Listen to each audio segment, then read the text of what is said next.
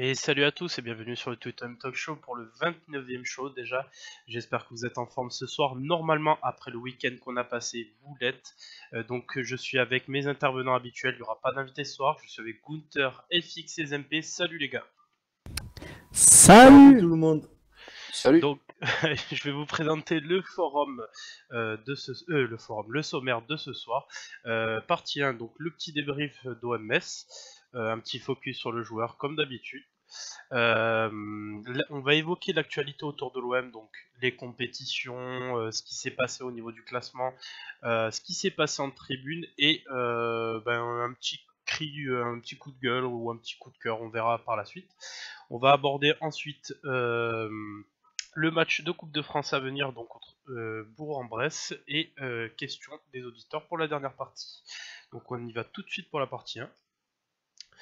Donc à savoir le débrief, question habituelle messieurs, je commence par Zemp. À quoi tu t'attendais avant le match et dis-nous ton ressenti, voilà ce que t'attendais. Bah ouais, il y avait beaucoup de gens qui parlaient de match piège, peut-être parce que Metz était sur une bonne dynamique. Moi, je m'attendais à une nette victoire, hein, toujours pareil. Je m'attendais à une victoire nette, mais sans encaisser autant de buts. Je pensais qu'on allait être sur notre lignée avec les petites équipes, c'est-à-dire un score 3-0, clean sheet de Mandanda. Je m'attendais pas à ce genre de match, c'est un match un peu débridé, mais voilà, pour moi, c'était victoire, victoire obligatoire, lanterne rouge de Ligue 1, peu importe la dynamique qui est en face, peu importe la forme de Nolan Roux, il n'y avait pas d'autre alternative possible. Ok, donc pareil, même question FX, qu'est-ce que tu t'attends avant le match? Je m'attendais à ce qu'on a vu. En fin de compte, je voyais le style de match comme contre Caen ou Guingamp à domicile, même si Guingamp ça avait été que 1-0, on avait quand même déroulé du beau football. Ça aurait dû être plus large. Donc voilà, honnêtement, je m'attendais à ça. Moi, de mon côté, j'avais pronostiqué un 3-0, donc j'ai eu mes 3 buts d'écart, avec une autre manière, certes. Mais donc voilà, donc une grande sérénité. Ouais, juste pour rebondir avant de demander à Gunther, vous nous direz les gens sur le chat ce que vous pensez. On a lancé un petit concept pour les matchs à domicile. C'est à chaque fois un petit, un petit prono avec René Balville. C'est toujours sympa. Vous nous direz en commentaire du talk ou quoi si ça vous plaît. Et donc Gunther, toi, qu'est-ce que t'attendais avant le match? Alors, moi j'étais de ceux qui flippaient un peu parce que l'ambiance de pseudo huis clos me faisait peur. Metz qui était sur une victoire, ça m'inquiétait aussi. Et donc voilà, j'ai vite compris que voilà, faut arrêter de flipper un peu des fois dans la vie quand même. Ouais, je pense qu'on a tous vu que de toute façon, on disait lors du précédent talk que normalement sur le papier c'est une équipe dont on est largement supérieur, il n'y avait pas de raison de stresser. Donc je pense que la victoire est plus que logique, le jeu produit, on va en reparler, mais était plutôt plaisant. Donc je vous ai affiché à l'écran les deux compositions, à savoir le 4-2-3-1 classique pour l'OM avec Morgan Sanson plutôt en 10, Payet à gauche. Euh, et en face pardon, un 4-2-3-1 aussi. Voilà, donc qu'est-ce que vous avez pensé de cette reconduite avec Sanson qui est de retour en 10? Toi, Zempe, je vais commencer par toi. Comment t'as trouvé la prestation de Sanson global en 10? Ouais, c'est difficile de dire parce que le match est tellement parti un peu dans tous les sens que voilà. Bon, je l'ai pas trouvé mauvais, évidemment. Il a fait un bon match, il a été décisif. C'est toujours pas Payet pour moi en fait. C'est ça, c'est que il y a un certain équilibre avec Payet que je retrouverai jamais, je pense, avec Sanson. J'arrive pas à me faire à l'idée qu'il puisse s'imposer ici, donc peut-être qu'il y arrivera, mais pour moi, il a pas les qualités, c'est ça le problème. Il a beaucoup de qualités ce garçon, mais en 10, c'est toujours pas ça. Après, il sort quand même un bon match dans un match assez maîtrisé à part la fin où ça part vraiment en couille, mais c'est difficile de dire là, tu peux me prendre chaque joueur séparément, tu pourras. C'est difficile à part Bedimo de dire qu'ils ont fait une mauvaise prestation. Donc voilà, il est dans l'eau, mais c'est vrai que je suis toujours pas convaincu. FX, pour aller un petit peu plus loin, euh, sur l'écran tu peux voir qu'il y a aligné et Zambo Anguissa et Morgan Sanson, puisque Sanson est en 10. Est-ce que tu penses pas quand même que c'est cette formule qui est le mieux? C'est-à-dire qu'on a les joueurs capables de distiller les bons ballons avec Payet, Sanson et Thauvin, et la solidité derrière avec Anguissa et Gustavo qui peuvent ratisser bon nombre de ballons.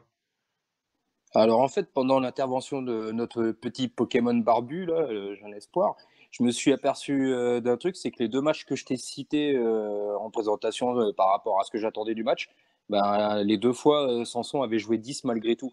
Donc grosso modo, c'est en fin de compte les fois où l'OM avait affiché le plus beau visage offensif, l'air de rien, Sanson en fait s'est retrouvé 10. Donc voilà, c'est le troisième match où il y a cette fluidité offensive et le côté un petit peu massacre de l'adversaire. Donc je pense que c'est lié. Donc est-ce que derrière, est-ce qu'il bonifie, pour revenir à ta question, est-ce qu'il bonifie vraiment le travail de Zambo et de Luis Gustavo? Honnêtement, là, je ne saurais pas dire. En plus, le match, je l'ai un petit peu survolé pour des raisons personnelles. Je mangeais une raclette avec mon frère.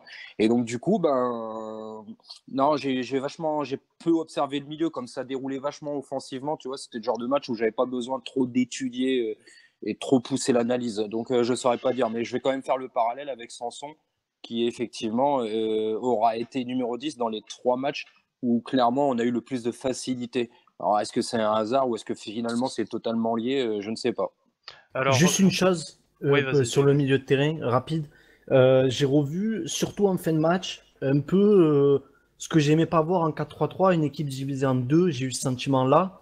Et un milieu de terrain qui s'entendait pas. Enfin, Anguissa parfois monter sans que Gustavo soit prêt à couvrir. Enfin, j'avais le sentiment que ce qu'on n'aimait pas voir en 4-3-3, qu'on disait souvent en fin de match, un peu, l'équipe coupée en deux, j'ai revu ça ce match-là, moi. Donc je sais pas si c'est une impression ou vraiment. Non, tu- à mon avis, c'est juste que bah, le problème que tout le monde a vu, derrière, ils ont plus joué le coup et donc du coup, ça a divisé l'équipe. Ceux de devant voulaient continuer à attaquer parce que c'était open bar et ceux de derrière, ils étaient plus à fond.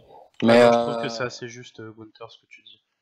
Vas-y, FX. moi, du coup là c'est pas mon analyse, c'est ce que j'ai lu et vu. Apparemment c'est que oui Zambo il est pas clair dans l'affaire. C'est-à-dire qu'apparemment oui il a un petit peu relâché le travail défensif.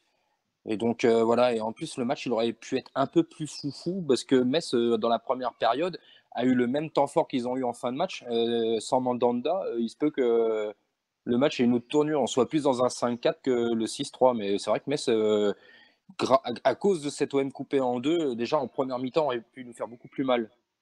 Mais de toute façon, est-ce qu'on peut pas dire d'une manière générale que cette équipe de Metz en face est venue avec de bonnes intentions, c'est-à-dire est venue pour faire du jeu, mine de rien, n'a pas totalement fermé son jeu, même si ils étaient dans l'obligation de l'ouvrir un petit peu puisqu'ils ont pris 2 buts très rapides. Mais est-ce qu'on peut pas tout simplement penser que cette équipe de Metz a produit du jeu et c'est justement contre ce genre d'équipe où on est plutôt performant au final? Ouais, et moi, ça m'a énormément surpris.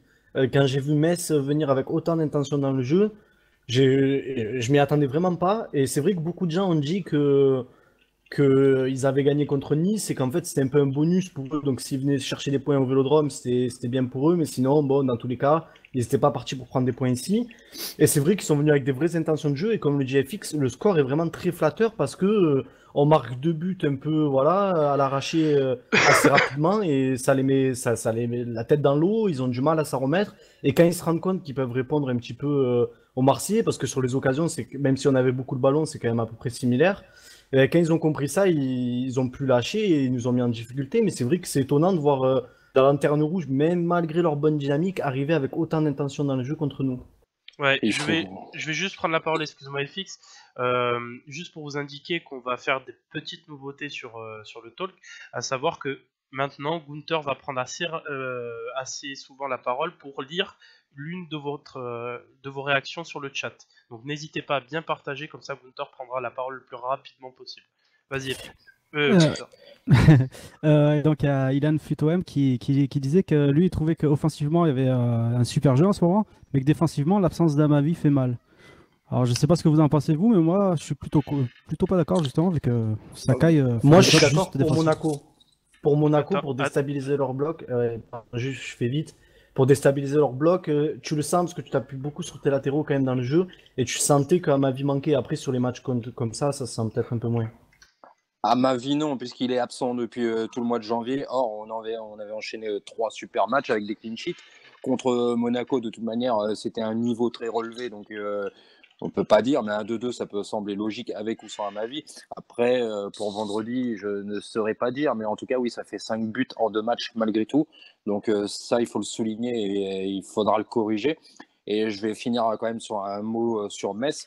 Tout amoureux du football doit féliciter le match des Messins et, en fait, Frédéric Hans, un petit peu comme les promus de cette année, les Strasbourg ou Amiens, même beaucoup trois, qui mettent énormément de courage dans leur football et ça fait vraiment plaisir. C'est fini la Ligue 1 qui barricade derrière. Non, on a des petites équipes super joueuses et il faut féliciter ces coachs-là. FX, tu dis 5 buts, donc ça lui donne raison, mais il y en a quand même 3 qui sont arrivés quand justement Sakai a quitté son poste de défenseur gauche pour remplacer, pour que Bedimo prenne la place.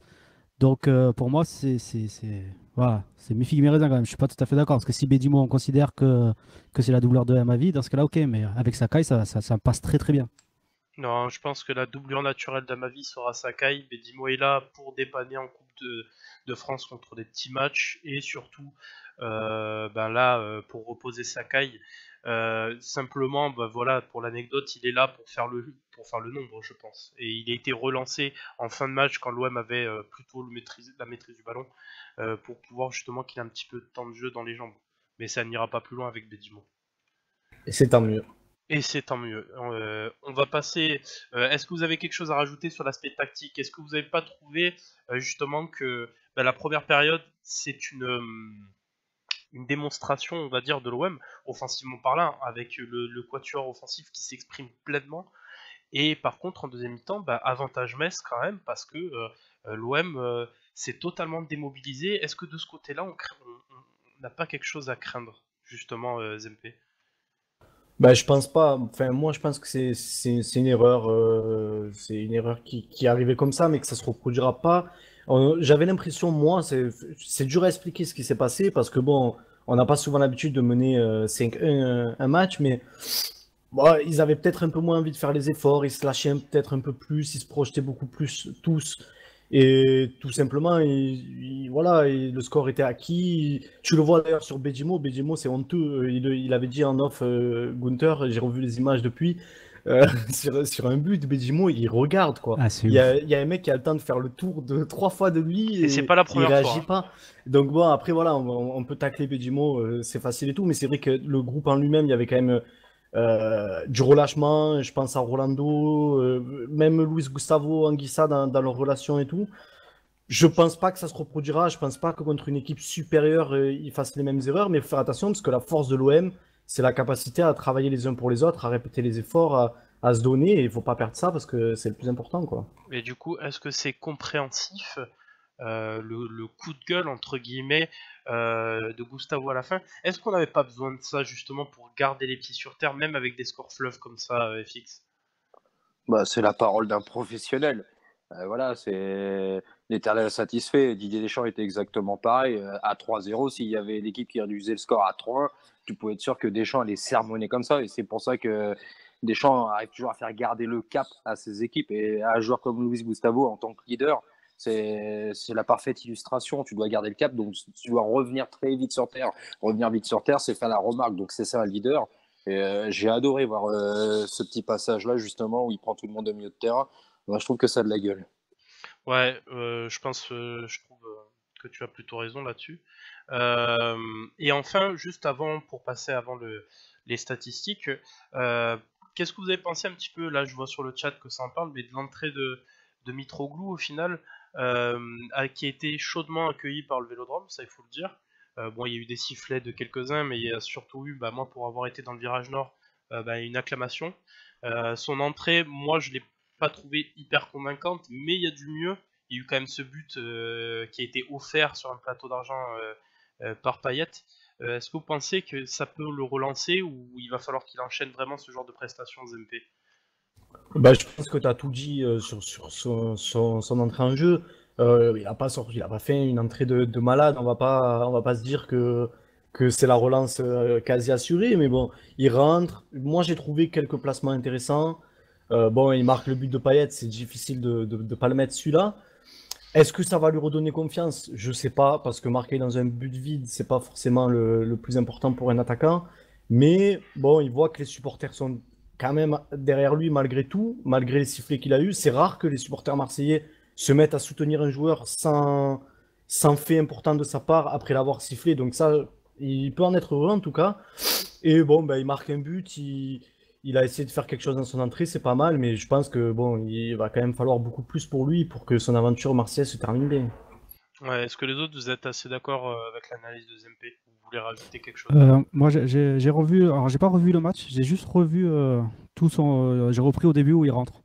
Et en fait, il fait une entrée très, très mitigée parce qu'il y a vraiment des trucs qu'il fait bien dans le placement, et puis des fois il fait des trucs, mais j'ai enfin vu ce que tu me disais depuis très longtemps, qu'il se cache derrière le défenseur. Ouais, c'est vrai, des fois tu te dis, mais putain, mais passe devant, il y a rien qui t'en empêche, quoi.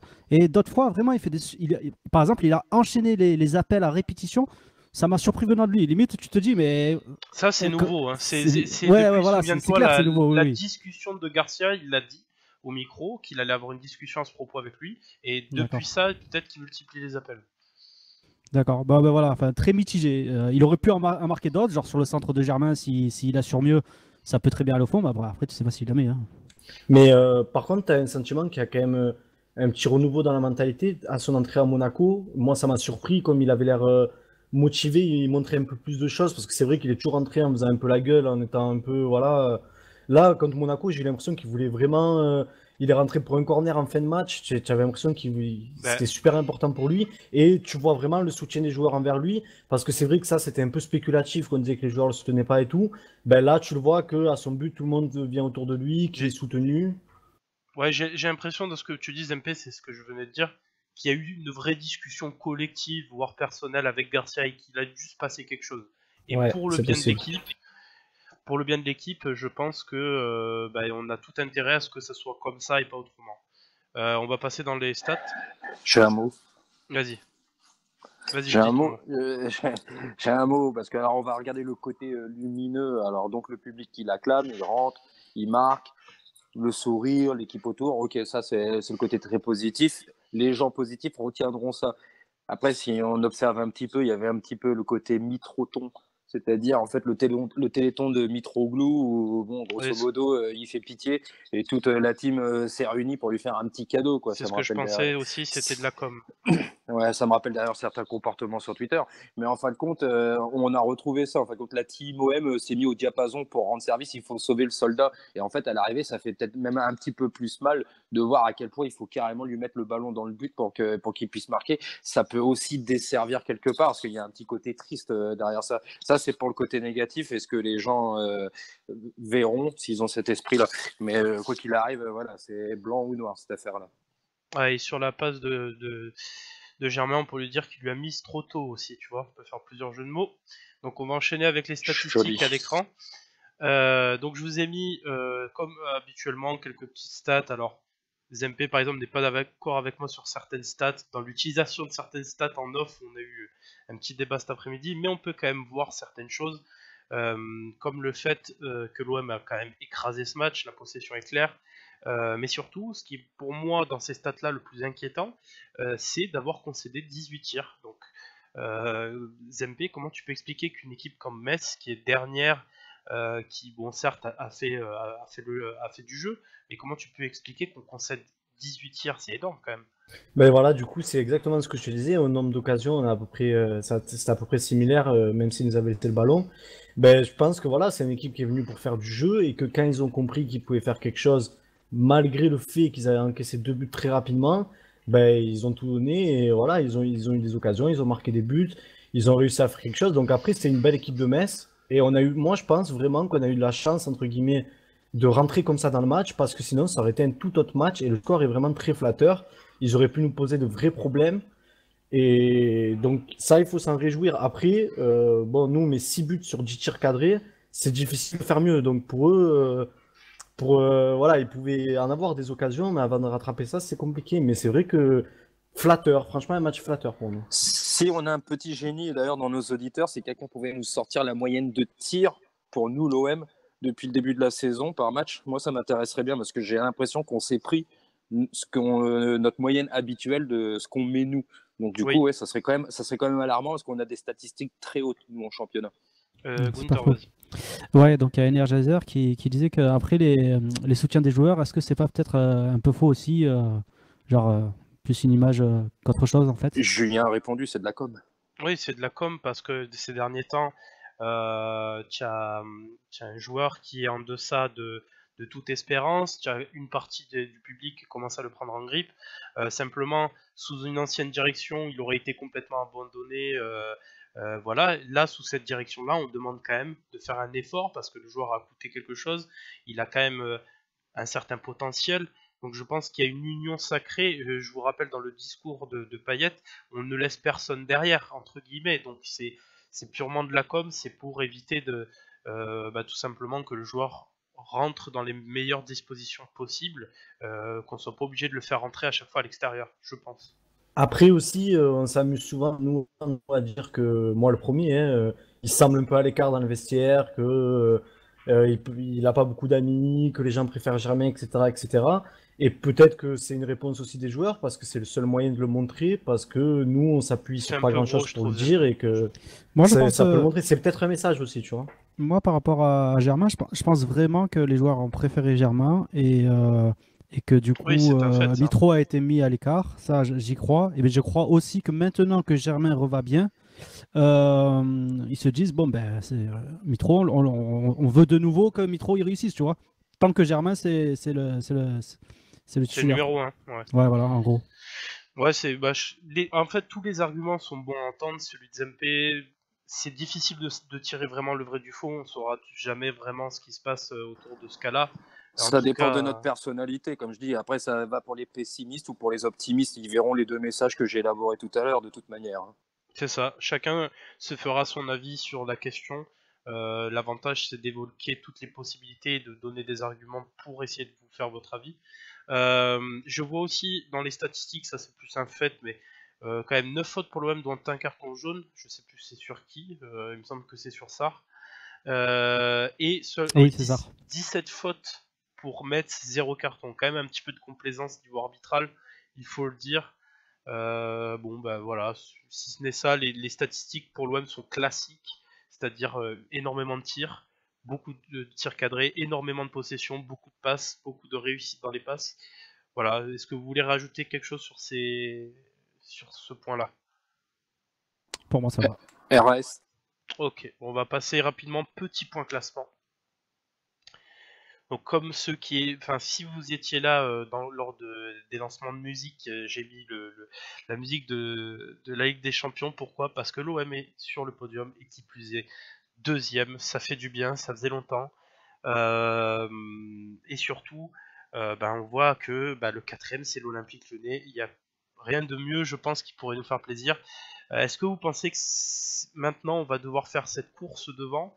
Où il y a quelques échéances qui pourraient encore modifier ou poser des problèmes jusqu'à la fin de saison, Zempe. Ben, quand je regarde les calendriers à venir pour Marseille, Monaco et Lyon, je me dis quand même qu'on a le calendrier le plus difficile parce que on affronte Saint-Étienne et Bordeaux qui, bon, se remettent un peu à jouer. Et Monaco et Lyon ont quand même, à part Lyon qui a cette brève en Europa League qui affronte quand même Villarreal, c'est pas rien. Sinon, niveau Ligue 1, on a quand même des rencontres plus difficiles que Lyon et Monaco qui arrivent. Donc, ça va être important de bien négocier ce mois de février qui se termine, il me semble, par un match au Parc des Princes. Donc, c'est pas sûr qu'on soit deuxième à la fin du mois, ça c'est certain, mais je pense que la course va être serrée jusqu'à la fin de toute façon. Est-ce que tout le monde est d'accord avec ça? FX, t'es d'accord avec ça? La course sera serrée? Ah, j'adore l'intervention de Zempe là. Franchement, voilà, ça a monté dans les écoles de radio. Mais non, non, non, mais c'est vrai. Moi, j'avais vu tabler sur un mois de janvier en fait, qui allait quand même être délicat avec 2 matchs à l'extérieur. Je me suis dit ouais, et Monaco. Je me suis dit putain, si on passe bien ce mois de janvier, ça va être chouette. Et tu t'aperçois que le mois de février, en fait, il va être beaucoup plus dur à cause du fait que Bordeaux et Saint-Étienne d'un coup se remettent en avant. Et d'un coup, ça fait flipper. Et tu vas conclure avec ces deux affiches-là, un match au Parc des Princes, sachant que c'est pas ce match-là où tu es censé aller gagner ton podium. Donc, ouais, c'est un petit peu flippant. Après, moi, je voudrais rebondir sur une remarque de Djerir. La victoire de Lyon hier aurait été pas mal quand même, parce que j'aurais préféré limite d'avoir un adversaire à 4 points de nous, qu'on se tienne tous dans un mouchoir de poche. Donc, finalement, sur le plan comptable, c'est peut-être pas le meilleur scénario qui s'est passé hier soir. Alors, pour finir sur cette partie, j'ai déjà répondu aussi à Djerir. Moi, je vous livre ma façon de penser. Tu as quand même Monaco qui, pour moi, semble, on va dire, a eu ces quelques blessures-là qui vont peut-être être préjudiciables. On les voit quand même avoir des matchs étriqués depuis un certain temps. Et c'est surtout que, moi, je parle d'un point de vue comptable, on a déjà fait Monaco, donc le résultat est déjà tombé. Lyon a déjà fait Monaco aussi, le résultat est déjà tombé. Mais surtout, Lyon a gagné contre Paris, ce que Monaco ni l'OM n'ont pas fait. Et ça sera très compliqué d'aller faire. Donc je me dis qu'en prenant un petit joker d'avance sur Lyon, c'est pas mal parce qu'au final tu auras le droit à l'erreur contre ce type d'équipe si tant est que tu gagnes tous tes autres matchs. Mais voilà, je me dis que ça se jouera non seulement lors d'une confrontation directe, mais aussi sur le fait que Paris, mine de rien, est là, et c'est souvent ce résultat d'une défaite ou d'un match nul. Attention, la victoire est possible, je ne dis pas le contraire, mais d'un point de vue comptable, pour moi, c'est plus intéressant d'avoir Lyon 4ème, et surtout avec un choc psychologique comme ils ont pris hier, ils risquent de pas s'en relever. Voilà, c'est ma façon de penser. Donc on va passer à la partie 2. Hop, sur les cas particuliers. Donc on va commencer avec l'homme du match, je pense que ça va pas faire débat. C'est Florian Thauvin, un triplé, une passe D, 8 en note dans l'équipe. Petit clin d'œil à notre ami de l'équipe Sergei qui s'est fait flamber toute la journée alors que c'est pas lui qui met les notes. Mais voilà, qu'est-ce que vous avez pensé encore une fois de la prestation de Thauvin? J'ai l'impression, moi, franchement, que c'est un des tops à son poste en Ligue 1, quoi qu'on en dise. Voilà, je ne lui vois pas d'autres adversaires supérieurs de loin en tout cas. Zempe, qu'est-ce que tu as pensé de la prestation de Thauvin?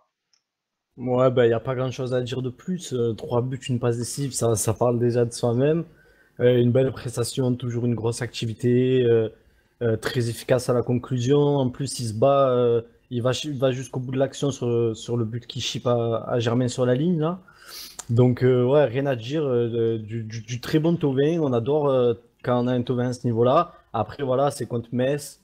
Je suis loin de dire que contre les grosses équipes, c'est pas le même niveau, parce que Thauvin est quand même plutôt bon contre les grosses équipes depuis un petit moment.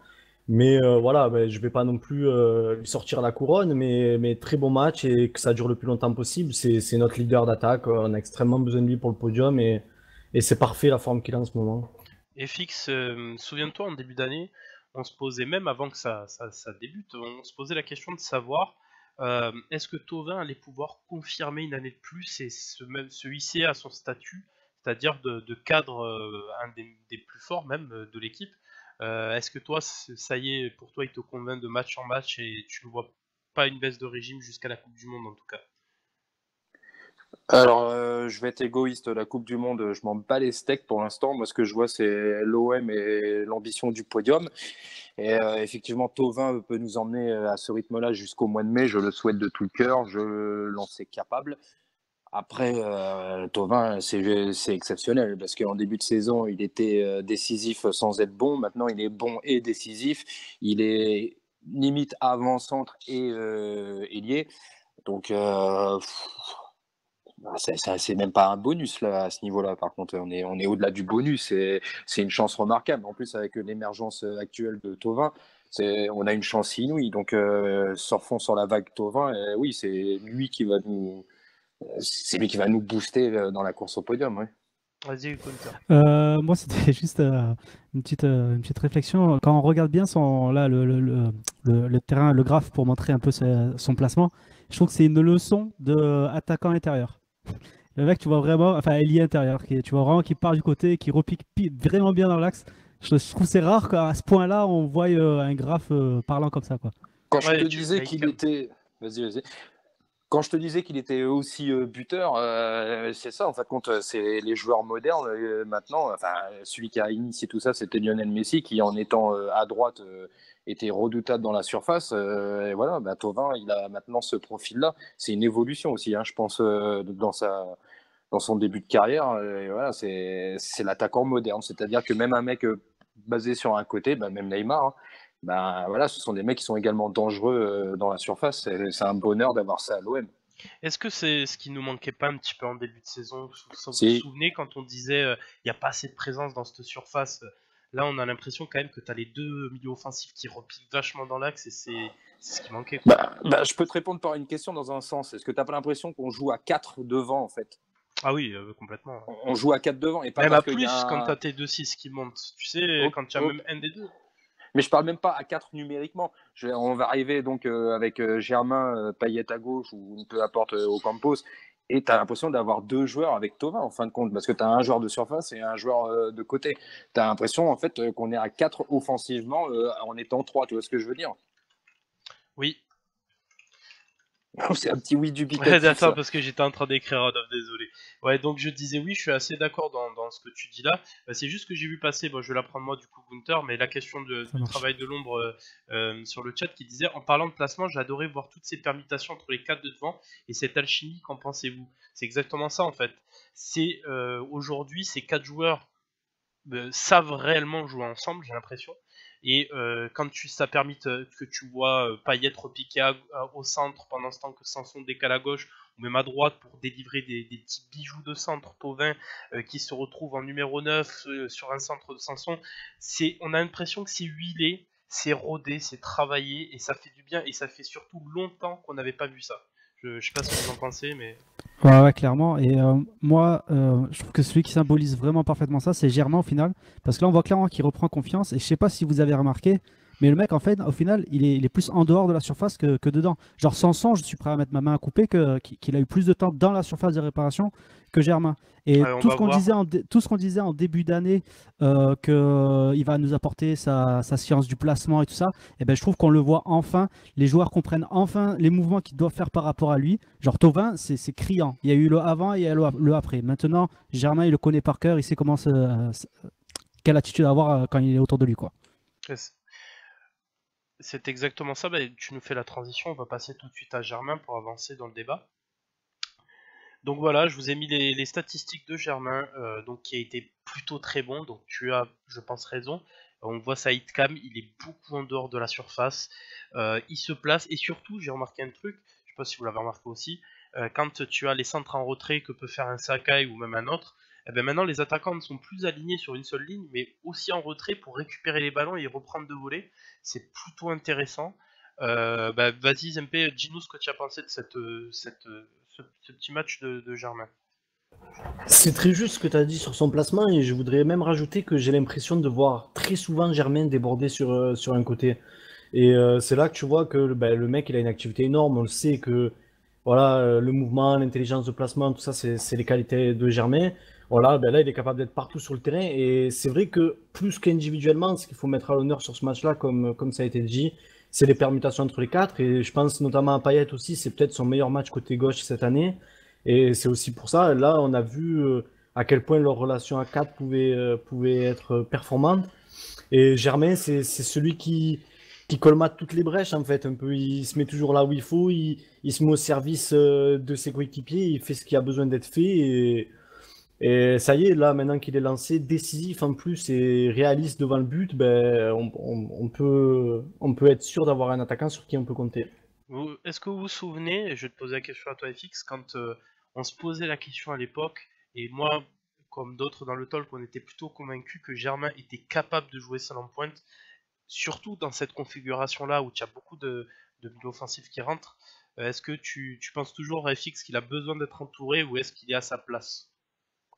Maintenant, oui. Maintenant, oui, il peut jouer seul devant parce qu'en fin de compte, avec les permutations et le fait est que la puissance de Thauvin de rentrer facilement dans la surface, même Sanson, mine de rien, effectivement, dans ce cas-là, il sera beaucoup moins isolé. Donc, je pense que ces permutations vont faire aussi briller les autres.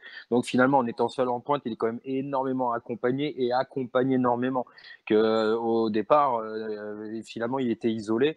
Et ça va aussi dépendre de qui est à côté. À mon avis, si tu mets Ocampos à gauche, ça sera un peu moins criant malgré tout. Mais dans le cas de vendredi, voilà, c'est une évidence en fait. C'est le joueur qu'il nous faut devant parce que quand ça va vite, Germain est fort. Oui, ouais, c'est exactement ça. Je pense qu'on fait tous ce constat-là. Moi, je suis plutôt content de voir cet homme-là qui avait en plus envie de réussir réellement, qui a été soutenu à un moment donné dans le vestiaire par certaines personnes. Et au final, tu sais, ça paye. Et pour moi, en tout cas, ça sera l'attaquant principal de l'OM jusqu'à la fin de saison. Et c'est pas une mauvaise chose parce que c'est plutôt un garçon intelligent. Bah, Voilà. depuis la trêve, c'est simple. On a le vrai Germain, le Germain de Nice et le Germain de Monaco. Exact. Donc, on s'en lave les mains et voilà, soyons heureux. Exactement. On va passer au prochain joueur. Hop. Donc c'est Dimitri qui pour moi a fait un excellent match. Un excellent match. On voit Sidecar, il est partout sur le terrain. Il a délivré des caviars. C'est ce qu'on voulait voir chez lui. Alors, ne me parlez pas de l'opposition, c'est Metz. Il y a quand même la beauté du geste. Ça, tu peux pas le remplacer. Entre la pichenette pour Germain Devant, qui est au final conclu par Thauvin, et le centre sur Thauvin. C'est le Dimitri que j'ai envie de voir, qui a eu aussi une belle activité sur son côté gauche. Un petit peu moins en fin de match, mais c'est vraiment ce Dimitri-là que j'ai envie de voir plus souvent, à répéter contre des plus grosses équipes. Mais simplement, moi, j'ai trouvé très bon, très juste et très beau. Voilà. Est-ce que quelqu'un d'autre a un avis contraire? Non, je pense que tu as tout dit encore. Voilà, donc c'était juste comme Payet, on en parle souvent. Je voulais qu'on accélère un petit peu sur lui pour parler de Sanson, parce que je pense que le cas de Sanson est un petit peu plus intéressant à aborder. Donc je vais vous poser la question. Toi, Zempe, je sais que tu sais pas encore trop le situer dans le schéma, Sanson. Enfin, tu le trouves meilleur à d'autres postes, notamment. Est-ce que tu penses réellement qu'en le replaçant en 6, on se prive pas de quelque chose offensivement? Ben, en fait, je suis en train de me poser la question. Alors, ça va être très brouillon ce que je vais dire, je m'en excuse d'avance, parce que je suis en train d'étudier un petit peu le Sanson, la créature sansonesque. Et je vous avoue que je suis en train de me demander si c'est pas que j'ai pas encore vraiment saisi ce que veut en faire Garcia. Si c'est pas un peu un cas au Campos à ses débuts, où je voyais pas la bonne utilité d'un ailier, et là je verrais pas la bonne utilité de Garcia, d'un milieu offensif pour Garcia. Et là, moi je dis souvent qu'il a une trop grosse activité pour jouer 10 et que il redescend souvent quand il faut pas, qu'il a du mal à organiser le jeu, tout ça. Et je me demande si c'est pas, par exemple, pour compenser un Payet dans l'axe, à chaque déplacement de Payet, qui doit se mettre un peu sur le côté pour compenser. Si c'est pas une montée d'un milieu qui doit revenir en dessous, parce que même là on le voit Lightcam, il est absolument partout, que ce soit devant ou derrière. Et vu que c'est un peu un milieu box-to-box, peut-être que Garcia veut l'utiliser dans ça pour pouvoir compenser les montées de Payet, pour pouvoir compenser une montée de Luis Gustavo, ou je sais pas. Donc peut-être que c'est moi qui saisis pas encore l'idée qu'en a Garcia. Je t'avoue que pour l'instant, je préfère toujours le voir à côté de Luis Gustavo, mais c'est vrai que bon, à force d'être décisif, je pense qu'il a quand même une vraie utilité dans cette équipe, et pourquoi pas à terme me faire changer d'avis. Vas-y, Gunther. Ouais, j'ai le même problème, j'ai du mal à le cerner et tu vois, Zembe, tu me fais réfléchir, réaliser que c'est vrai en fait, on ne sait pas clairement ce que Garcia a en tête parce qu'au final, Sanson, même lui, il découvre cette façon de jouer. Et c'est vrai qu'à chaque fois que je le critique, j'oublie ça. Mais le mec, il découvre ce poste tout autant que Sarr découvre défenseur droit. Et, euh, et je pense on dit toujours meneur de jeu, mais s'il y a bien un meneur de jeu, c'est Payet. Et lui, même s'il est reculé par rapport à. Même s'il a la position du meneur de jeu, je pense vraiment pas que Garcia. C'est quand même trop étrange. L'année dernière, c'est le meilleur passeur du championnat. Et là, cette année, je le vois vraiment plus comme un faux neuf, un second attaquant ou quelque chose. Justement, j'ai du mal à le cerner. C'est un truc de fou. Justement, Gunther, j'ai l'impression, et FX, tu me diras ce que tu en penses, qu'on s'imagine que Sanson, il le place en tant que 10, alors que j'ai l'impression qu'il le place réellement comme un 9,5, c'est-à-dire un joueur qui va pas forcément être créateur, mais qui va tourner autour de son attaquant et il va être là pour finir les actions. Je sais pas si tu te rappelles FX, mais il parlait en conférence de presse qu'il a passé 2 ou 3 paliers justement en finissant les actions. Est-ce que tu as cette même impression ou tu penses tout simplement qu'il colle pas encore au poste de 10?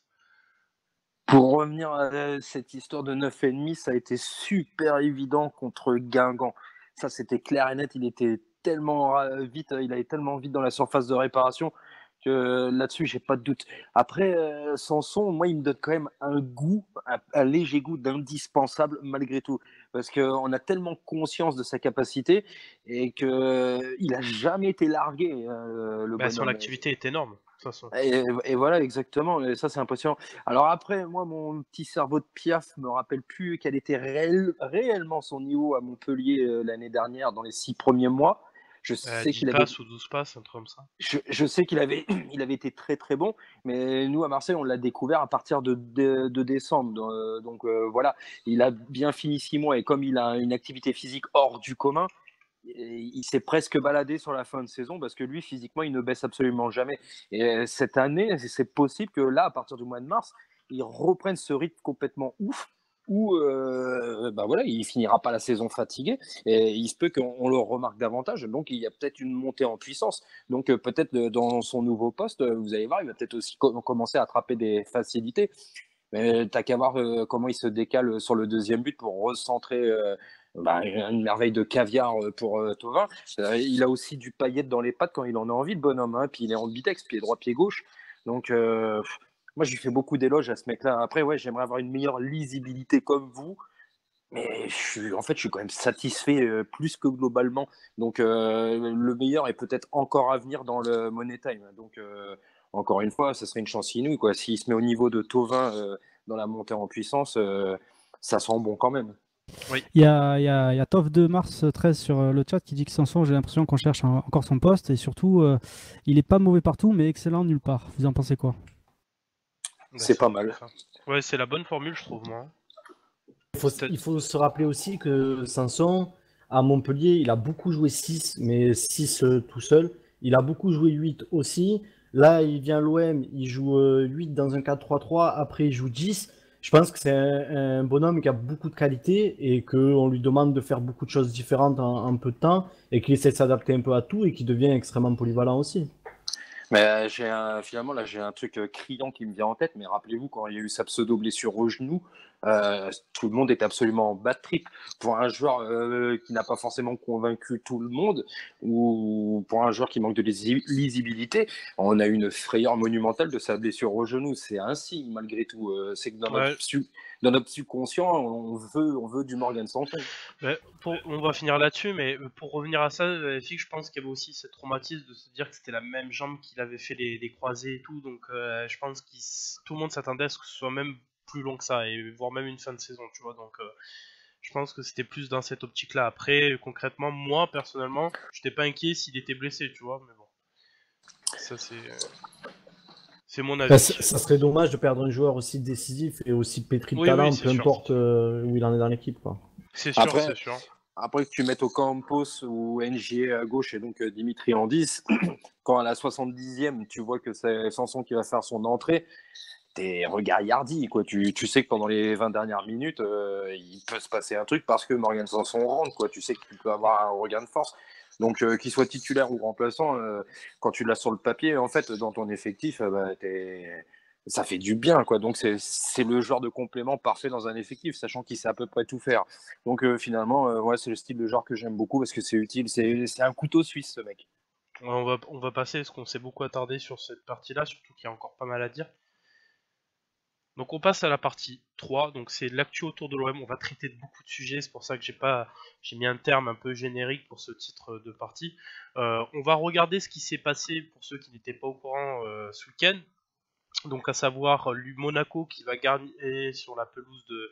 Enfin Lyon qui va perdre sur la pelouse de Monaco, pardon, et à 10 contre 11 en plus. Donc je vous ai fait un petit récapitulatif de quelques qualités, quelques faits qui se passent pour ces trois clubs là, parce que c'est la course jusqu'à la fin de saison, et donc du coup c'est les trois équipes qui sont concernées.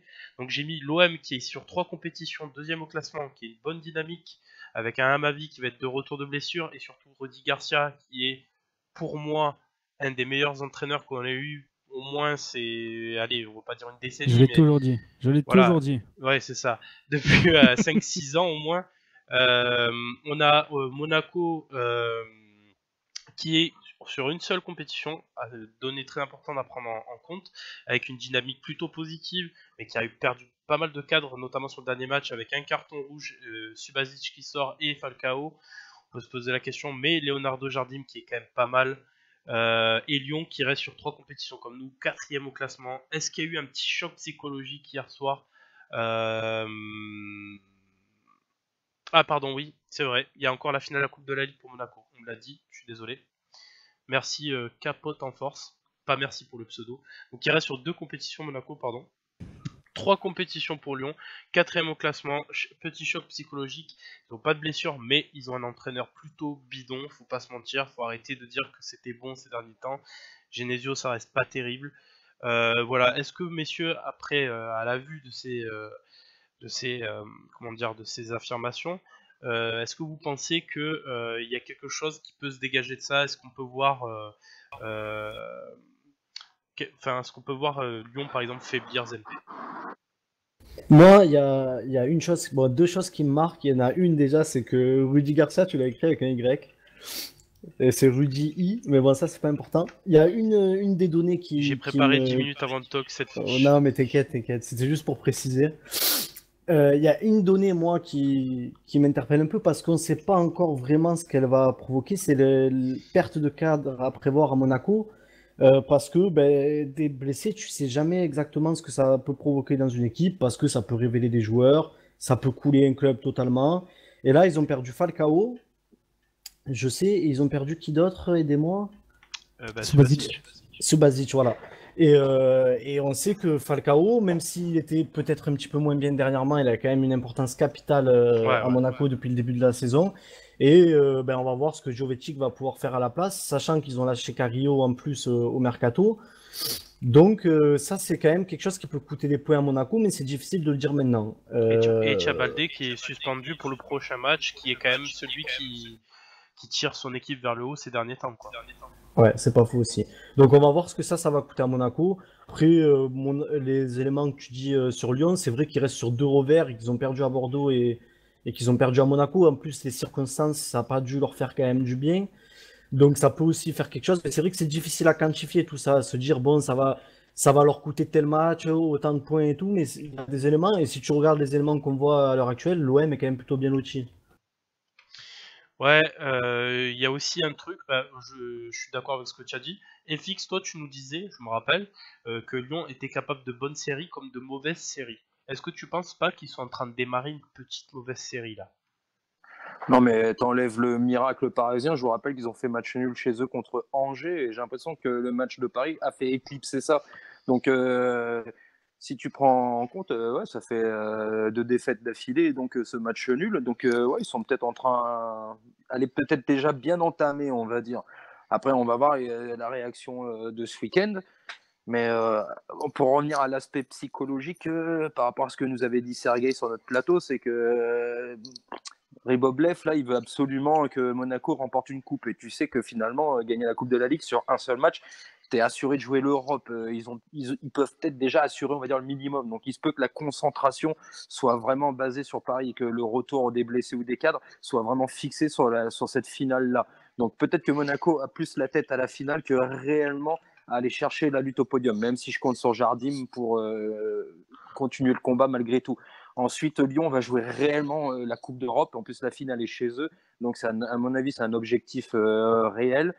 Ils sont encore en Coupe de France. Donc, finalement, même s'ils ont un calendrier en championnat soi-disant plus facile, je pense que leur esprit est aussi pas mal occupé. Quand vous regardez Marseille, la Coupe de France, clairement, Garcia, il montre bien que c'est un laboratoire d'expérience. Et la Coupe de l'Europa League, on l'a vu aussi, on n'en parle même pas entre nous de la Coupe de France ou de l'Europa League. Nous, on parle que du podium. Et si les supporters parlent comme ça, à mon avis, j'imagine quand même les joueurs être concentrés un peu de cette manière-là. Coupe de France, Europa League bonus, et voilà, la course au podium. Là où les 2 autres affichent beaucoup plus d'objectifs extérieurs à la course au podium. Donc, il se peut que psychologiquement, Marseille soit les moins emmerdés. Ouais, Gunther, qu'est-ce que tu fais un constat un petit peu différent de ça, et pendant ce temps, je vais déban Remontada, vas-y. Non, je suis plutôt d'accord.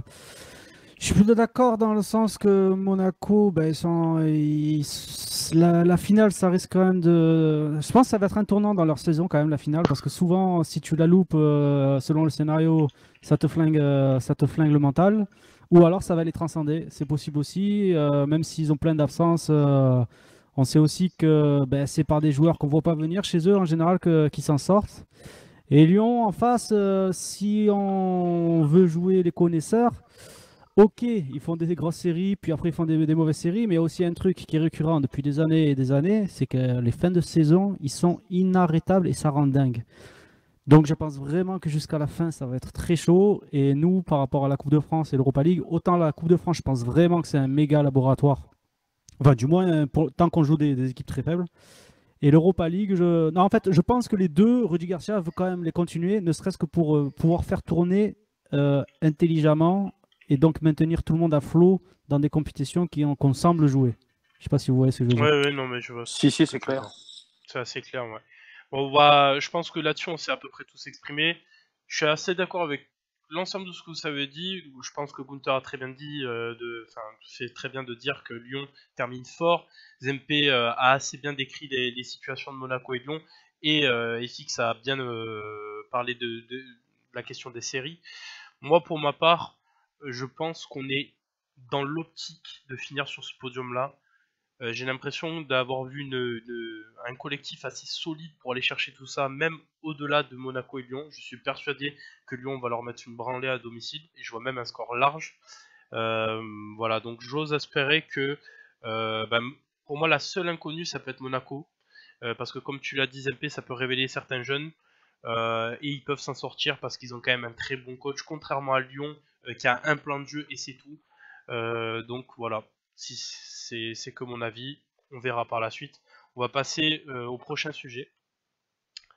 Hop, hop, hop. Voilà, donc à l'écran, je vous ai mis ce qui s'est passé au dernier match, à savoir le bannissement à 24 heures du match des Yankees, des Fanatiques et je crois que c'est le CU, c'est ça, en face, aux Sauce Winners. Oui. Non, c'est le CU. Ouais, c'est le CU. Donc moi je trouve ça personnellement, c'est un petit coup de gueule là, pour le coup.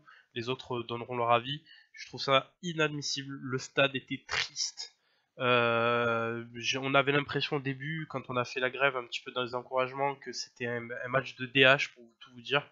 La méthode est pas très bonne, pas très élégante. Moi je me suis retrouvé à voir des gens qui ne pouvaient pas rentrer devant le stade. Honnêtement, parce qu'ils n'étaient pas au courant, honnêtement, je trouve ça un peu petit. Après, je peux comprendre la démarche. Certains avancent le fait qu'ils ont préféré ban les gens pour Metz, mais pas pour, comment dire, pas pour Bordeaux, pour avoir un bon match.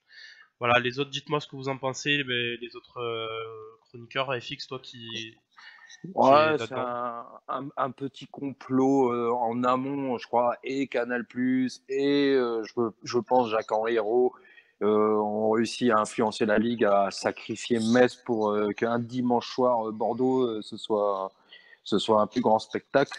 Donc, ouais, je pense qu'il y a eu un sacrifice. Bon, qui c'est qu'on sacrifie? Malheureusement, toujours les mêmes, les supporters. Et voilà, ouais, c'est un peu dur. Après, moi, je serais content par rapport à ce que représente Bordeaux actuellement et la rivalité, que le stade effectivement soit plein. Mais ça me fait chier que des gens aient été pris pour des cons pour ce plaisir-là, quoi. On va même aller un petit peu plus loin. Zempe, est-ce que tu penses pas que ces interdictions à répétition, ça reporte un petit peu le problème autre part et c'est pas du tout utile au final? Pour moi, je me suis un peu exprimé là-dessus. C'est vrai que j'aime pas trop parler de ça, mais ça sert à rien. En fait, clairement, prochain match, les Marseillais vont être remontés, vont limite craquer des fumis par provocation, même si c'est pas l'utilisation qu'on en fait. Les fumis, c'est un moyen de faire la fête, c'est du spectacle, démonstration de ferveur, ce que vous voulez.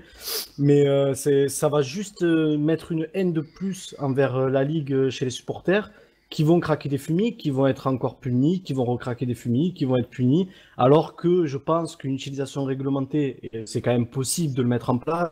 On parle en ce moment, c'est la mode de parler des fumigènes qui font pas de chaleur, là, qui ont été inventés par Oui, c'est un sorti, Scandinave. J'ai entendu parler de ça. Donc je pense que honnêtement, on va pas se mentir, il y a des solutions. Si vraiment la Ligue voulait que les fumis puissent être là, ils seraient là. Après, c'est toujours la même chose. La fumée gêne les diffuseurs. Les diffuseurs donnent l'argent, donc tout le monde s'arrange un petit peu, on ne sait pas exactement tous les tenants et aboutissants.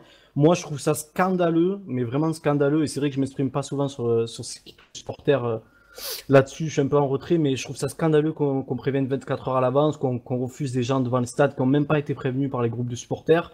Et ça, c'est quelque chose d'inacceptable parce que le foot, ça doit tout le temps être une fête, parce que le foot, ça appartient aux supporters, parce que c'est les supporters qui font vivre le foot. Et voilà, je trouve ça inadmissible, mais je pense que tant que la Ligue aura pas décidé de faire bouger les choses, ça bougera pas, ça sera de la répression bête et méchante, alors qu'il pourrait faire changer les choses. Est-ce que ça viendra un jour? Je sais pas. Vas-y, Gunther.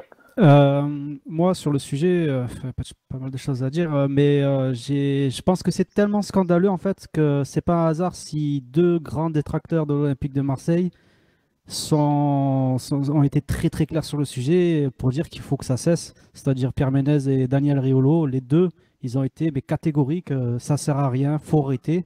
Et je pense que ce match est symboliquement très fort parce que ben, les fanatiques, ils étaient interdits de stade. Et qui c'est qu'on a vu à la télé qui ont fait pas le show, je veux dire la ferveur, c'est pas ça que je veux dire, mais les caméras ont clairement fait le focus dessus pour montrer, regardez, les fanatiques sont là, ils ne lâchent pas. Donc au final, interdit de stade de quoi? C'est juste pour payer des places en plus et qu'il y ait moins d'ambiance. Ça n'a vraiment plus que jamais, sur ce match-là, on l'a vu, ça n'a aucun sens. Et j'ai espoir que ça va commencer à réfléchir dans les chaumières. Ouais. Moi, je suis obligé de dire un petit mot sur celui qui paye, c'est limite l'employeur. Et je parle pas de Jean-Henri Hérault, je parle de la Ligue 1, des droits TV. Il faudrait aussi que certains journalistes arrêtent de nous prendre pour des cons et critiquer les fumigènes pour un match et trouver ça magnifique et beau pour d'autres matchs. Ça devient assez pénible. C'est comme si votre patron qui vous emploie avec le même salaire va dire à votre camarade qui s'habille bien avec une blouse blanche et que vous êtes moche avec une blouse blanche. C'est exactement pareil. C'est un niveau de ridicule, ça aussi. Et ce sont eux qui payent. Hein. Est-ce que c'est un consultant, enfin un présentateur dont il y aurait Stéphane et Guy dedans? Bien sûr. Et quelque part, c'est malheureusement, et là je suis obligé d'appuyer nos détracteurs, Pierre Ménès et Daniel Riolo, parce que enfin des journalistes se mouillent, enfin des journalistes parlent intelligemment au nom des supporters, ce qui est extrêmement rare, et ça fait du bien de ravaler le caquet aussi à ce genre de personnages funestes et néfastes que sont Stéphane Guy et ses potes. Ok, Gunther, tu prends les deux questions du chat qu'il y a eu, en commençant par celle que je te dis de garder, vas-y. Alors je vais commencer par celle qui me plaît le moins, mais bon, il faut aussi parler des choses qui fâchent. Sneezy92 qui dit les groupes, soit ils protestent vraiment, en majuscule, ou ils arrêtent leur fumigène, etc. Parce que leur protestation à la con, genre rentrer en retard dans le stade, c'est bidon. 3 petits points. Qu'est-ce que vous en pensez de ça? Alors, je vais vous dire ce qui a été dit côté Dodgers.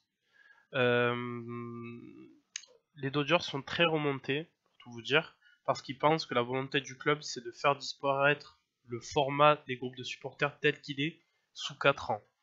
Donc ils se disent, soyez contents de faire maintenant ce genre d'action en soutien de ce qui a pu se passer pour les autres groupes de supporters, parce que peut-être dans 4 ans, les groupes de supporters n'existeront plus et on va avoir un stade morne et sans âme.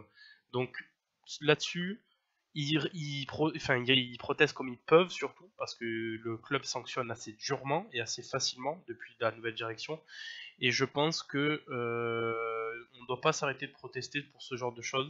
Il y a des gens qui ont payé leur abonnement, ça fait déjà 4 matchs qui se font interdire, ça commence à faire beaucoup. Après les autres, je sais pas ce que vous en pensez, mais c'est ma façon de penser. Ah oui, non, mais il faut un moyen de protester en fait. Et c'est vrai que là, on dit, c'est peut-être certaines personnes pensent que c'est un peu ridicule de venir après le match, tout ça. Mais crois-moi, tu trouveras des gens qui rentrent et qui craquent des fumis par provocation et qui se remangent les interdictions, etc. Donc bon, ils ont évité la provocation, ils essayent de se faire entendre d'une façon, de chercher le soutien de Jacques Henriot, peut-être, même si c'est pas forcément dans ce genre de domaine-là, lui, qui va pouvoir faire quelque chose. Mais c'est vrai que tu peux pas non plus en vouloir à des supporters qui, comme tu l'as dit, Julien, payent leur abonnement et qui peuvent pas aller au match à cause d'autres personnes aussi. Parce qu'il y en a qui ont rien à voir avec ça, qui payent pour leur club, pour aller soutenir leur équipe et qui peuvent pas y aller et qui sont prévenus 24 heures avant le match. Donc bon, il faut quand même comprendre qu'il y a des gens qui sont mécontents. Et pour répondre à Akin sur le chat, qu'est-ce qui prouve que les dirigeants veulent dissoudre les groupes de supporters? C'est les discussions qu'ont les groupes de supporters avec les dirigeants. Et ils voient un petit peu les sanctions qui sont prises, enfin ils voient tout un tas de signes qui sont pas très bons selon eux. Et du coup, ils sont inquiets, je vous le dis. Les groupes de supporters sont vraiment très inquiets. Et du coup, ils essayent de contester de la manière la plus intelligente sans pour autant foutre le bordel. Et croyez-moi, il y a les stadiers qui sont venus plusieurs fois aux nouvelles pour savoir ce qu'on faisait et ça les faisait beaucoup chier, mine de rien. Voilà. Donc, Vas-y, Gunther, et après on passe. Moi, je voudrais vous poser une petite question. Alors, ça va un peu aussi avec celle de Energizer qui me l'avait posée sur Twitter, qui était pour vous, peut-il y avoir une grosse ambiance dans un stade sans engin pyrotechnique? Et je vais rajouter une petite réflexion. C'est quand les dirigeants sont arrivés à l'Olympique de Marseille, ils nous ont dit qu'ils voulaient faire, dans un des points principaux de leur projet, c'était que le stade soit une expérience. Non, genre le stade Vélodrome soit l'expérience numéro 1 du supporter en France ou un truc du genre. Moi, tout bêtement, je pensais que voilà, ça allait dans le sens de Zempe qui parlait de faire des fumigènes encadrés, des trucs comme ça. Qu'est-ce que vous en pensez, vous? Ouais, je prends la parole pour commencer. Déjà, les engins pyrotechniques. Alors ça, c'est qu'un avis personnel. On n'est pas obligé d'en avoir. Tu peux avoir de très beaux tifos sans engins pyrotechniques. Maintenant, ça fait partie du spectacle aussi. Faut pas se mentir. C'est très beau aussi d'avoir une belle coordination de plusieurs fumigènes encadrés, tout ce que vous voulez. C'est plutôt pas mal. Ça fait partie, on va dire, du mouvement ultra. Maintenant, euh, pour ce que tu dis, Gunther, c'est deux sujets différents. Et je pense que ça va bouger de ce côté-là quand l'OM récupérera les droits d'Arema sur le stade. Voilà, Pas simplement. faux. Moi, je suis assez d'accord. Après, les fumigènes, ça fait vraiment partie de la culture ultra et du supporter de foot. Le problème, là, par rapport à ce que tu dis de Jacques-Henri, c'est que ben, lui, il peut pas non plus aller contre la loi parce que c'est quand même la loi, l'interdiction des engins pyrotechniques dans les stades. Donc, c'est un peu compliqué pour lui. Il peut pas y faire grand-chose, même s'il était pour, même si je pense qu'au fond de lui, il est bien content qu'il n'y en ait pas. Mais dans tous les cas, il peut rien faire là-dessus. Mais après, c'est vrai que, bah, bien sûr que c'est possible un stade de foot sans fumée, mais c'est tellement, ça existe depuis la nuit des temps, c'est tellement beau et c'est utilisé de partout, sauf en Angleterre, que voilà, c'est dommage de s'en priver et ça va pas se passer comme ça à Marseille parce que à Marseille, on y apporte une importance capitale, quoi. Et pour finir là-dessus, je vous livre aussi un sentiment personnel. Jacques-Henri vient d'arriver à la Ligue. Je pense qu'il montrait un petit peu patte blanche avant de pouvoir faire bouger les choses. Ça, c'est que mon avis. Il est obligé de se plier à certaines règles. Voilà. Donc, on va passer au prochain sujet. Donc, tout simplement, ça va aller assez vite. J'ai vu, on avait fait un magnifique tifo côté virage sud sur Luis Gustavo. Euh, voilà, il a déjà son chant, il est déjà passé au local des Sous-Winners. J'ai envie de me poser une question, je me la suis posée tout à l'heure sur Twitter, et Zempe, c'est lui qui m'a mis sur la piste, hein, très honnêtement. Euh, Pourquoi Bielsa, Luis Gustavo, sous prétexte qu'ils sont sud-américains, on ne va pas se le cacher, qu'on adore ça à Marseille, ont déjà tout ça, alors que tu as des types comme par exemple Florian Thauvin, c'est un vrai cri de cœur que j'aimerais lui faire, tient le club quasiment à bout de bras depuis 2 ans, est irréprochable que ce soit sur le terrain et en dehors, et il a pas de tifo, il a pas de chant, il a rien, enfin je me dis que c'est un petit peu dommage, donc s'il y a des gens parmi vous qui font partie de ce genre de groupe de supporters, n'hésitez pas à en parler, parce que c'est quand même dommage qu'il n'y ait aucun joueur français qui soit là-dessus, quoi. Donc après les autres, je sais pas ce que vous en pensez, SMP, c'est toi qui avais lancé cette idée. Ouais, bah après, moi, c'est vrai que de base, j'aime pas trop hiérarchiser l'amour pour les joueurs parce que, comme beaucoup aiment à le dire, c'est un peu au feeling et tout. Après, voilà, à Marseille, on a toujours bandé sur les Sud-Américains, excusez-moi pour l'expression, mais c'est comme ça, on a toujours aimé ça. Est-ce que c'est des traits de caractère? Est-ce que je sais pas ce qui nous relie? C'est sûr que moi, le premier, quand je vois un Brésilien ou un Argentin débarquer à Marseille, en général, je suis plutôt content. Quand Lucas Silva est arrivé, je me suis dit que c'était un crack, et quand Mboula est arrivé, je me suis pas dit que c'était un crack. Donc ça, c'est sûr, c'est normal qu'il y ait une cote sympathie un peu plus haute pour les étrangers que pour les Français. Après, moi, là, tu as parlé de Thauvin, je suis assez d'accord. Mais on peut parler aussi d'Adil Rami, parce qu'on Ouais, me par dit exemple. Thauvin, l'attitude, bon, il est souvent dans les médias, je sais pas quoi. Voilà, Adil Rami, c'est un combattant. Le mec a sacrifié l'esthétique de son corps pour l'OM. Il a surmonté la douleur, jamais un mot plus haut que l'autre, une vraie mentalité de guerrier. Et je parle même pas de chant ou de tifo, mais je pense que dans la reconnaissance des Marseillais, c'est pas ça. Alors, moi, Gustavo, je l'adore. Peut-être ne pas trop le monter non plus, parce que ça fait pas si longtemps qu'il l'a, même si c'est un joueur extraordinaire.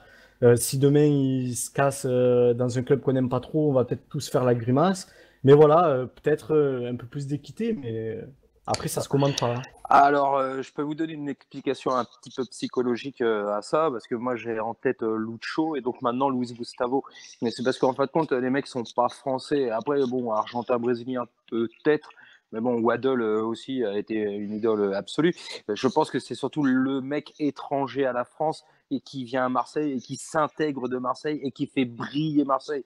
Finalement, les Champs, c'est un peu une sorte de légion d'honneur pour le mec qui rend service à l'OM en n'étant pas français, en connaissant pas forcément le contexte. Mais alors après, oui, il y a Flotov. Mandanda qui a son champ. Je suis désolé. C'est vrai. Et après, regardez quand même au niveau des photos de profil sur Twitter, mais Payet, il y a même des mecs qui ont le pseudo Payet, et il y en a des bien connus. Et Payet n'a pas son champ non plus, et c'est un peu surprenant aussi, vu le nombre d'idoles qu'il a. Donc, non, il y a quand même un petit bug pour Payet et Thauvin, ça c'est une évidence. Et ça serait bien qu'on puisse faire remonter ce petit débat-là, pour que ça puisse revenir à certaines oreilles pour corriger peut-être cette anomalie. Voilà, on n'hésitera pas. Et surtout, si préparez un champ pour Payet, faites-le réunir avec Castagnette, faites ce que vous voulez. Et faites-nous un bon petit champ pour Payet et Thauvin et un beau petit tifo. Gunther, tu veux rajouter quelque chose après on passe? Non, vite fait, c'est juste pour dire qu'un champ, ça se mérite. Et qui de plus, de mon vivant, j'ai pas souvenir en fait d'un joueur qui a autant cravaché pour mériter ça, pour mériter le respect, mériter qu'on soit tous derrière lui. Putain, on lui a tout mis dans la gueule à ce mec. Il est parti, il est revenu, il s'en battait le cou, il voulait quand même réussir à Marseille. Et là, il nous fait 2 saisons de dingue. Et qu'est-ce qu'on fait? Alors, je suis pas content pour Gustavo, mais...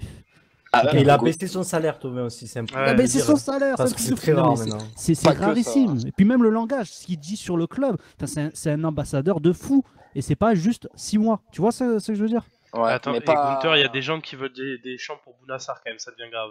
Non, mais ça, j'ai pas osé vous le dire parce que on allait dire que j'invente, mais il y en a quand même 2 sur le chat qui voilà.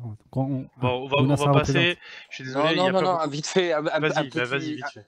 Très vite fait, un petit devoir de mémoire. Quand Thauvin revient de son prêt à Newcastle, on se marre tous, quoi. J'ai eu des messages privés en disant non, mais c'est une blague, c'est quoi cette connerie et tout. C'était même une honte que ce mec-là revienne. Et au bout de 2 matchs contre Rennes, je me souviens, le pauvre se ramasse un projectile dans la poire.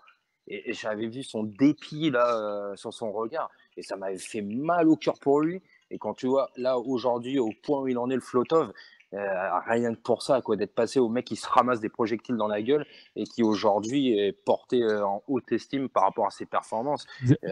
Et ça mérite tout l'or du monde, ça. Vous êtes au courant que c'est cette fameuse bouteille face à Rennes qui a été le déclic? Oui. Et, il a dit lui-même. Et que c'est toi qui l'as balancé? Non, jamais de la vie. On va passer donc au litre où mes idées nazes, tant pis. Et donc il y a Raymond Tada qui propose de Marseille à Consala, Sarr, Nassar. On va abandonner sur cette idée, on va gonfler. On va passer à la suite. Donc le match à venir, Bourg-en-Bresse-OM. On va faire très très rapide parce qu'encore une fois on connaît pas Bourg-en-Bresse, on regarde pas assez, très peu. Peut-être FX, toi qui regarde un petit peu la Ligue 2, mais on va surtout se poser la question sur l'aspect de l'OM, à savoir quel type de turnover doit effectuer Garcia sur ce type de compétition. Voilà, rapidement. Alors dans ce cas, je vais faire très rapide. Moi, je m'attends et limite, j'espère le même type de match qu'on avait eu le tour d'avant contre Épinal, c'est-à-dire à peu près le même effectif. Et même si on se fait un petit peu chier au bout, il y a la qualif, ça fait pas de mal à nos titulaires qui pourront se reposer parce que le match de Saint-Etienne, il est ultra important. Donc reproduire une Épinal, moi ça me va. Ouais, Zempe, toi tu t'attends à quoi? Est-ce que tu t'attends déjà à la compo que j'ai mis à l'écran ou quelque chose de différent? Ouais, à peu près. Moi, je vais faire comme j'avais fait la dernière fois avant Épinal, quelques cas isolés. NG à droite, ça me ferait plaisir pour faire souffler Thauvin. J'aimerais bien que Camara joue. J'aimerais bien qu'on relance ce match-là. C'est vrai. Et j'aimerais... Là, t'as mis Bedjimo à ma vie tous les deux. Bedjimo puis à ma vie, en fait. Voilà, c'est exactement ce que j'aimerais. Soit à ma vie qui démarre et Bedjimo qui termine, ou l'inverse, peu importe. Mais voilà, c'est tous les deux qui ont besoin de temps de jeu. Bon, même si Bedjimo, je vais pas faire de commentaires, mais voilà, c'est pas important. Il faut qu'il joue quand même. Donc voilà, ça serait bien que l'un rentre à la place de l'autre, on fasse souffler Sakai. Après, sur tout le reste, je suis plutôt d'accord. À part si Zambo et Sanson, Garcia va en laisser un au repos et mettre Lopez plus bas et voir autre chose, je sais pas. Mais moi, perso, comme ça, avec un petit Camara, ça m'irait nickel. Ouais, et Gunther, pour finir sur cette compétition, toi, je sais que tu t'en fous.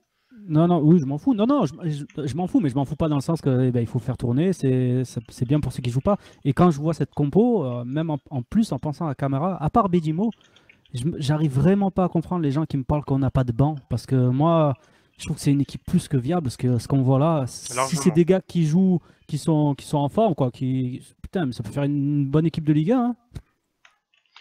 Moi, c'est vrai que j'ai souvent entendu, mais l'OM ne va pas arriver sur le podium parce que Lyon et Monaco ont un meilleur banc. Ah bon? J'ai pas franchement l'impression que les bancs lyonnais ou les bancs monégasques, peut-être Monaco, mais sûrement pas Lyon, soient supérieurs aux nôtres. En plus, ils ont pas recruté comme nous. Donc voilà, tout simplement. Moi, je trouve que c'est un mythe, ça. Ouais, c'est un Ça, mythe. c'est un mythe des supporters marseillais en plus, parce que je crois qu'on est les seuls à dire ça. Alors, je dis pas que voilà, c'est vrai qu'il y a des beaux éléments ailleurs et qu'il y a peut-être même un effectif légèrement au-dessus, je sais pas. Mais je vois des gens dire qu'ils ont 100 fois notre effectif sur le Non, banc pas et du tout tout. ça. Pour moi, c'est totalement un mythe. Hein. Ouais, c'est un mythe complet. Arrêtez avec ça. Lyon, je vous rappelle, ça a quoi sur le banc? Ça a des Diakabi et compagnie. Faut arrêter. Ils ont personne. Après Mariano, il y a qui? Enfin, voilà quoi. Vas-y, FX. C'est pas ça, c'est qu'en fin de compte, si on regarde en début de saison, notre banc, on l'aime pas beaucoup. Mais comme Rudy Garcia concerne tout le monde et fait progresser beaucoup de monde, ça le rend meilleur. La progression rend notre banc finalement meilleur que le début de saison. Alors après, il y a une nuance sportive et une nuance théorique sur le papier du nom. Mais finalement, ouais, notre banc, il est quand même de qualité. Mais ça, on le doit à Rudy Garcia. Faut pas se tromper non plus. Hein. Ouais, c'est vrai. On va passer à la dernière partie pour finir le talk. Donc je sais pas si vous avez vu, on a pris quelques questions au fil du talk pour essayer de le rendre plus vivant. Moi je trouve que c'était un petit peu plus sympa sur l'interactivité. Maintenant, on va poser vos questions sur le reste, sur tout et n'importe quoi sur le chat. On va prendre les quelques questions qu'il y avait aussi. Et comme ça on va pouvoir animer le tout. Maintenant que l'objectif de la 4ème place est quasiment acquis, sauf énorme rebondissement, faut-il abandonner une des deux coupes afin de s'alléger le calendrier? C'est une question de Energizer. Sachant qu'après le retour de Lyon, hormis Nice, il n'y a plus de gros adversaires. C'est une bonne question, mais en fait, c'est déjà un petit peu le cas, parce qu'on l'a vu contre Épinal. Et à mon avis, demain, comme ça risque de se reproduire légèrement, je pense qu'il y a une forme de réponse là-dedans. C'est que la Coupe de France, bon, tant qu'on peut y aller, on y va. Et puis le jour où ça devient un peu corsé, si on se fait sortir, ça sera peut-être pas forcément trop grave. Donc, c'est peut-être ce qui est en train de se passer malgré tout. Ouais, Zempe, tu penses pareil ou... Ouais, je suis un peu confus. Enfin, moi, je suis pas tout à fait d'accord sur le fait qu'à part Lyon et Nice, il n'y a plus trop de gros adversaires. Alors bon, je m'entends, gros adversaires pour moi, des adversaires qui peuvent nous poser des problèmes, on en a beaucoup. On en a peut-être plus que certains concurrents, je pense à Lyon notamment. Et je pense qu'on a quand même besoin de vraiment concentrer nos forces sur la Ligue 1. Ouais. Moi, Vas-y Gunther, après on prend la prochaine je question. pense qu'il faut pas abandonner, il faut se servir de ces coupes-là pour faire tourner, mais de Pour rendre façon notre banc cohérente. meilleur, Quoi. justement, Voilà, juste ça pour revient ça. au débat d'avant. Voilà. Je prends la prochaine question. Question de Raymond Tada61. Gunther, est-ce que tu peux rester attentif au chat pour avoir les questions? Chaque année, la deuxième partie de l'OM est éliminée par un joueur qu'on n'attendait pas ou un réveil. Qui sera-t-il? Mitro, Lopez, Germain ou même Payet? Moi, je vous dis NJ. Vas-y les autres. C'est très très homogène cette saison. Franchement, presque tout le monde a le statut de bon et certains ont le statut de très bon. Donc il y a trop de monde à un bon niveau pour qu'il y en ait un qui nous surprenne. Ça serait, ou alors un retardataire qui se mettrait au niveau des autres. Mais sinon, non, c'est vraiment homogène l'effectif et moi ça me plaît beaucoup. Donc question très difficile. Moi, si je dois dire un nom, je sors Payet du lot parce que pour moi, déjà de base, il a une plus grosse influence sur l'effectif que les autres, enfin sur notre jeu. Donc je dirais lui. Après, si on doit vraiment parler d'un joueur qui élève énormément son niveau de jeu, j'ai confiance à Germain, même s'il est sur, il me semble que il est sur 7 buts et 2 passes décisives sur les 6 derniers matchs, ou l'inverse, 6 buts sur les 7 derniers, peu importe. Mais il est sur une très belle dynamique. Donc je pense que s'il y en a un de tous ceux cités qui doit vraiment lever son niveau de jeu, ça sera Germain. Mais je pense que Payet sera le plus important en deuxième partie de saison, là, des noms cités. Vas-y, Gunther. Moi, je pense que, en gros, s'il y a une grosse blessure, le remplaçant, il se retrouvera tellement dans un collectif bien huilé que ça sera lui là. Peu importe le poste, ça peut très bien être Abdenour ou Mitro. Enfin, tu vois. Je pense vraiment que le collectif fait que s'il y a un joueur qui doit changer, il sera dans les meilleures conditions. Oui, tu as répondu à ce que j'ai dit finalement. Un mec qui rattraperait son retard et qui se glisserait au niveau des autres. Ouais. Ouais, c'est à peu près ça. On reprend une prochaine question. Capote en force, merci encore pour le pseudo. Il n'y a jamais personne qui a porté plainte contre les sanctions de la LFP. J'ai payé pour 19 matchs, je veux récupérer un pourcentage si la tribune est fermée pendant 4 matchs. Alors à vérifier, j'en sais rien du tout à vrai dire. Mais il me semble que c'est compris en fait dans le truc. En gros, c'est comme un contrat, et s'il y a des sanctions, bah, c'est comme ça, tu sais que ça s'est pas plié. Ah, ouais. Tu vois, enfin, c'est Ouais, des accords carrément, avec ouais. les groupes directement, Ouais, et en ouais. adhérant au groupe, tu adhères aussi à ce que les groupes ont, entre guillemets, consenti, tu vois. Je pense que ça se passe comme ça, J'avais FX, pas pensé à ça, mais c'est vrai. Ouais. Dans la carte d'abonnement, de manière, il y a un règlement, donc il faut le dire. Voilà. Parce Et, que c'est vrai qu'il y aurait peut-être une action à faire sur tous les groupes de France qui le se problème, font sanctionner de cette façon. C'est vrai que c'est quand même super bizarre comme sanction, quoi. non Sachant que mais, tu adhères au groupe à ton abonnement. Si Ouais, tu ouais, ouais. exactement. adhères à un groupe, donc tu adhères en connaissance Ouais, de ouais. cause. En plus, j'allais commencer limite en disant vous avez qu'à vous engager avec les Dodgers, vous n'aurez jamais des problèmes de ce type. Alors, vous pouvez dire que c'est pourri ou que c'est génial les Dodgers, peu importe, mais les Dodgers n'ont jamais été interdits de quoi que ce soit. Et ça, moi, quand je vais chez les Dodgers, c'est en connaissance de cause. Oui, et voilà, c'est ça. L'idée générale, c'est de se dire, vous adhérez à un groupe, les groupes ont négocié certaines choses, donc forcément, ben, quand le groupe, Tout à fait. une personne est sanctionnée, c'est tout le groupe qui prend et vous n'avez pas le choix. C'est un petit peu le cas.